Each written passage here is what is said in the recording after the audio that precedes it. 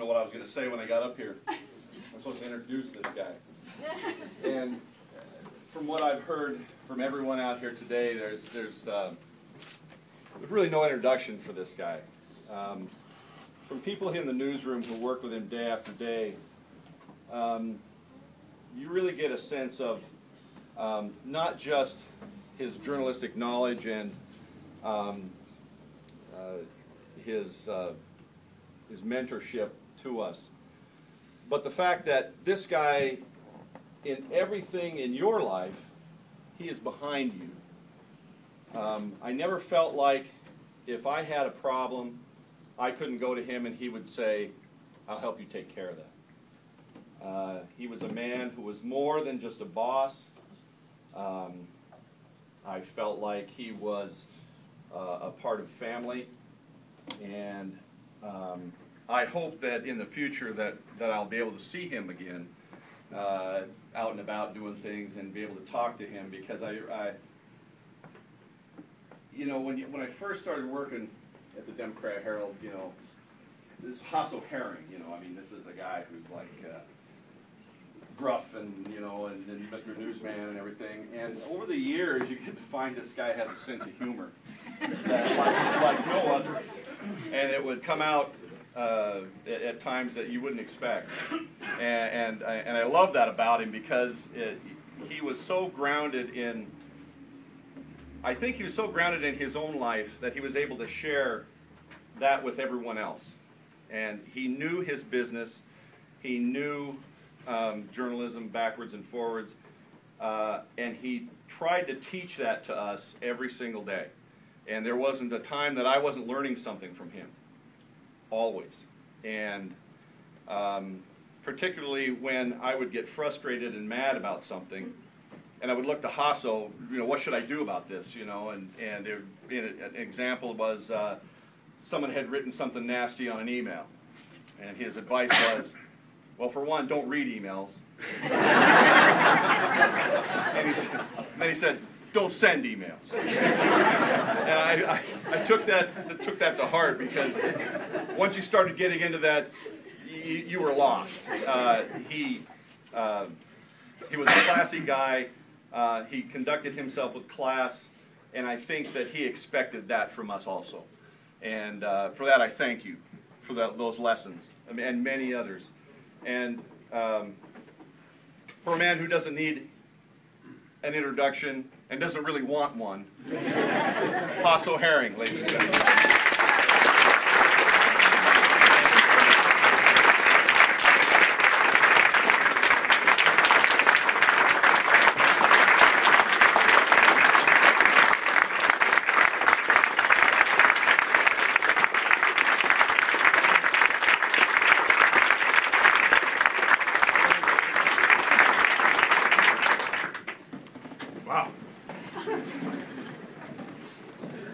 Well,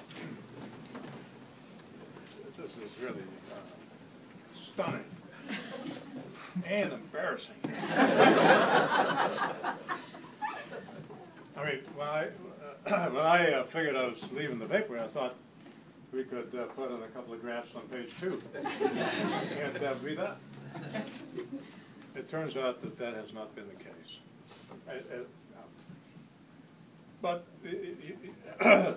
without wanting to hurt anybody's feeling, I should say that, you know, much of what you've heard here, kindly felt, and, you know, friendly and all, mostly baloney.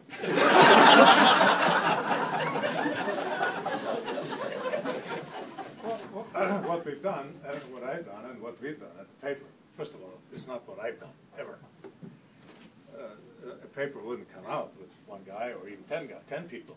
It takes about, you know, we used to have 100 people working there, working together all the time and bringing the paper out, sometimes in a hurry and sometimes at a leisurely pace, but always a whole bunch of people. Whatever we've been able to do at the paper, Bill was based on what Buckner had done for many years. As one of the, you know, the kindest and most knowledgeable newspaper editors you've ever known. Very modest kind of guy, but I mean, you know, a lot of stuff I learned from him. back when I was working in Ashland one time, I mean, I'd worked there many years, 10 years, but the owner of the Democrat-Herald had acquired the Ashland paper, and so they sent Buckner down there to see what we were doing. And I remember him walking around the composing room and looking at what the front page that we were building. He said, "Oh, no, that's not bad, not bad, not bad." On the other hand, he said, "You could, you know." And so he was just a great teacher, and very patient. And so my point is, what you've heard here is not really. I mean, you're making it sound like it's about me, but it's obviously not. It should not. It isn't. It's about people like him. It's about all these people who used to work and still work at the Democrat-Herald. Sometimes in the middle of the night, you wake up if you're working at the newspaper in some kind of as an editor. You think you're waking up in a cold sweat. How are we going to do this? How can we possibly do this not tomorrow? Because I got 2 people on vacation. Somebody called in sick, and we got 3 or 4 important meetings plus. I heard the sirens and something's going on. So how are we going to do it? The only way to do this, obviously, is to have a team working together and doing all this stuff. And most of the time, when I got to the office, we had people working on all this stuff already. I didn't have to tell anybody anything. People were, doing what needs to be done. And so that's why much of this, as much as I appreciate all this wonderful praise, I mean, I just think it's a bit exaggerated. It ought to be spread around. It ought to be spread around. I write a little bit in the paper. I wrote a little bit in the paper, and the other thing about it is, yesterday, and this is yesterday I was starting to clean out. I don't know why I always put stuff off until the last second. But I started cleaning out some of my junk in my desk. Well, I came across a file that had all kinds of complaints over the years.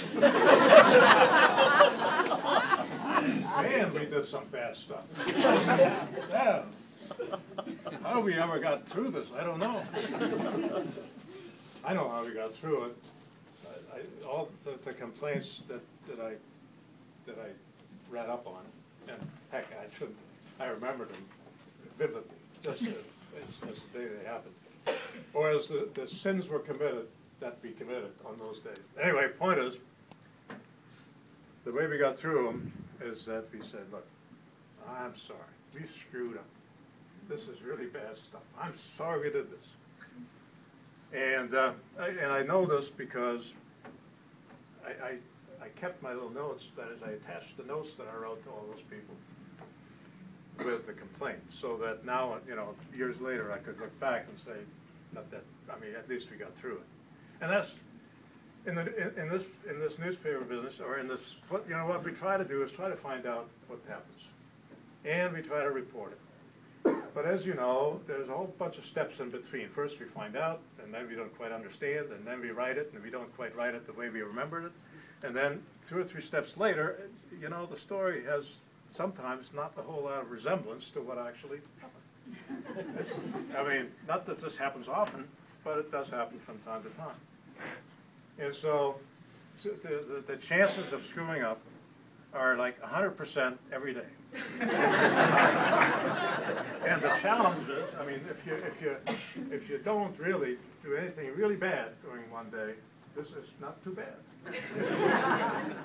And every once in a while, you actually find out something that somebody didn't want you to know, and you got it right, and you reported it fairly, and the people realized now know what's going on, and they react to it, and then sometimes, every once in a while, somebody actually fixes what you were able to report. Those are the days when this whole stuff is worthwhile.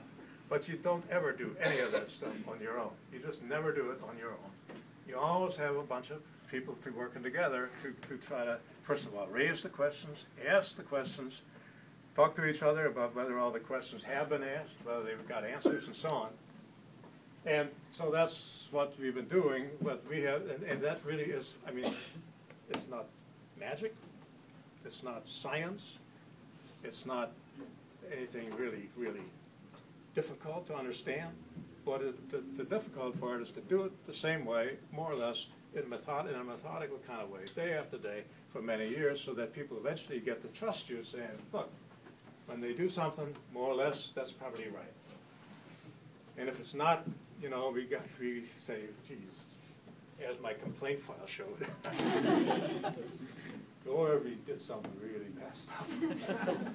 But you also learn. I mean, most of the really bad stuff happened in the 80s. The complaint file is strangely silent about from 2000 on. Mostly, I think, because we were dealing with stuff on email and no longer on paper. I mean, some of my complaint files were written on typewriters, believe it or not. So there you go. I just want you to know that I am hugely grateful and totally surprised and stunned by the kindness that all of you have shown me, not just today, but over the years that I've worked at the Democrat-Herald. I can't believe, I can't imagine any kind of other job, any other kind of job, where you get that kind of reaction. I suppose if you're a heart surgeon, you've saved 1,000 lives. That's something. but I'm not sure it's as great as this. I mean, it certainly is not as much fun. I know that. And that's one of the things that we've tried to do at the paper more or less over the years, is to try to have a little fun. I mean, we know that, I mean, everybody knows that it used to be, and it's for a long time, still is that way. In newspaper business, you work hard, you don't get paid a whole lot compared to other stuff. The hours are lousy. I mean, there's weekends, and you know, on Labor Day, somebody's got to work, and so on. And so the hours are lousy, the pay is bad, and sometimes the reaction is not so hot. And so you think, why does anybody do this? Well, the reason we do this partly is to have some fun. Glenn Cushman, who hired me to be at the Democrat-Herald, one of the greatest people Oregon has ever seen, by the way. If you ever, I don't know if you know Glenn at all, but he's still around, and he's kicking, and he writes notes every once in a while. He's a terrific guy. Partly because he hired me, but also for many other reasons. Mostly because he knows what he's talking about. That's why. He used to say, look, you got to have some fun in this thing. If it's not fun, we're not going to do it. I mean, there was a lot of drudgery in some of the stuff we did, but if there wasn't now and then, actually mostly every day, some kind of fun, then it's really not worth it. And I'm totally grateful and so appreciative of the people in our newsroom and everybody else in the whole building, because it's not exactly a fun house, but it is a place where working is fun. People get along, we you know, crack jokes, and, well, you know, every once in a while, I moved, years ago my desk was on the side of the newsroom, and then a few years ago I moved it to what we call the copy desk, and there's people around me. And when I'm talking to somebody, I mean, sometimes the fun gets out of hand. I'm talking to somebody who say, God, I'm sorry we did that. Yeah, I know, we shouldn't have written that. Shouldn't have written that about your dog. I'm sure it's a nice dog, and I'm sorry she died. And then the uproarious laughter all around. Because somebody told somebody, actually, I know who it was, Lundy told somebody a joke, and Jackson laughed. Or vice versa. So that, sometimes, as I say, the fun gets out of hand, but there has been enough of that to really, really make it worthwhile. The one thing you know about me is that until somebody stands up with a gavel or with some other kind of instrument of slaughter or some other kind of signal, I can talk forever. And I'd be happy to do that, but on the other hand, I know that you all got something to do. Not to mention maybe putting out a paper. But in any case, I want to say that one more time, in case that didn't sink in, that I have been absolutely overwhelmed with this outpouring of sympathy and goodwill, and here good cheer, plus pizza at my departure from this paper. Absolutely overwhelmed. I don't deserve it, but I'm happy to take it.